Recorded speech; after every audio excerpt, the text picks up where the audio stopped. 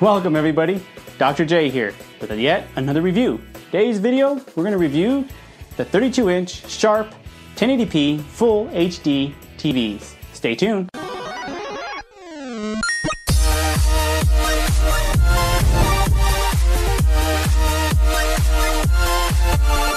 Well, if you don't remember, a little while ago I did do an unboxing of these TVs, which you can watch over here.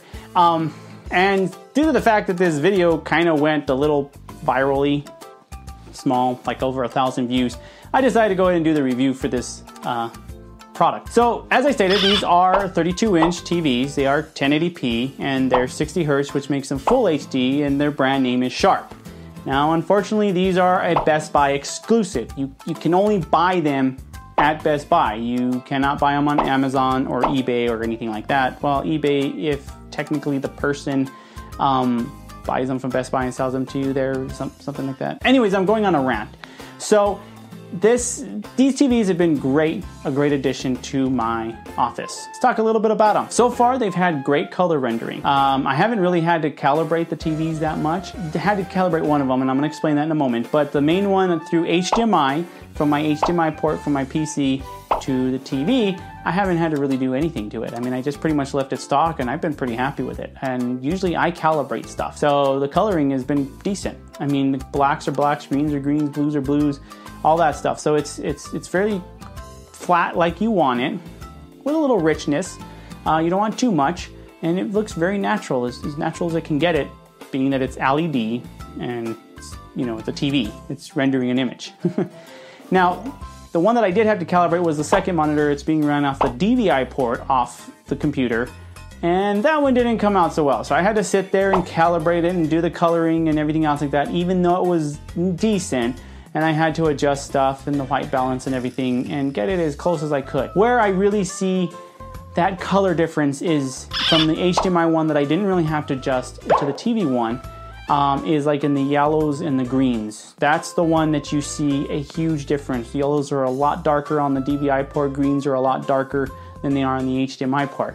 The other thing is, it's not as sharp as the HDMI port because I lose the functionality of sharp color and things like that on the TV menu. Now understand, this is the TV menu that we're talking about. For some reason, if it's not receiving the proper signal, it will still produce a 1920 by 1080 image, but it's not quite in 60 frames per second, and you do lose some functionality of the menu.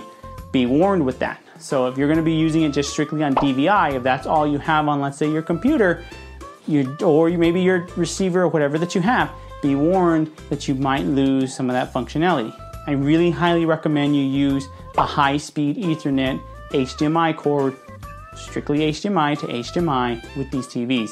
They work a lot better. In that being said, if you plugged in this TV to a DVI port, to an HDMI port, and you didn't see the HDMI port side, you probably might not be too dissatisfied because you're not going to realize that these colors are different.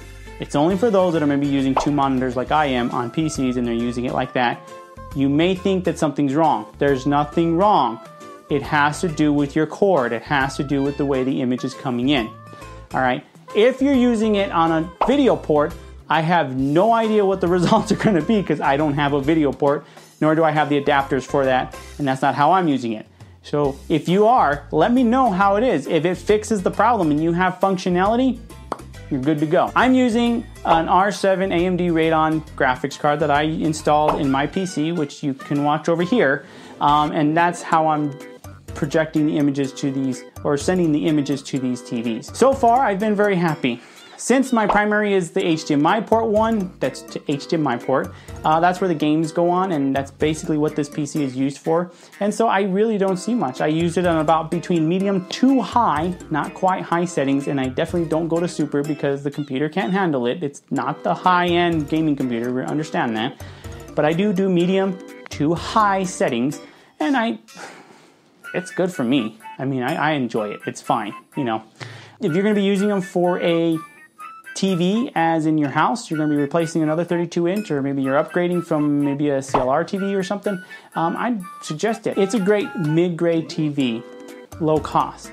It runs about $299 full price, Best Buy usually gets it for about $199 on sale. Black Friday was about $179, and they tend to fluctuate between those three. It may come down more in price. I just don't know. That's up to Best Buy. It's not up to me. The grade that I want to give this TV. I'm going to give this TV an A. It's been a great addition. Obviously, I have two of them. They look great, they work great, and I've been fairly happy with them. And if you're looking for a bigger size, this same TV comes in a 50-inch, and it has built-in Roku. Yeah, and it runs about $450. So again, exclusive to Best Buy. Well, if you found this video helpful, let me know in the comments. I thank you all for watching.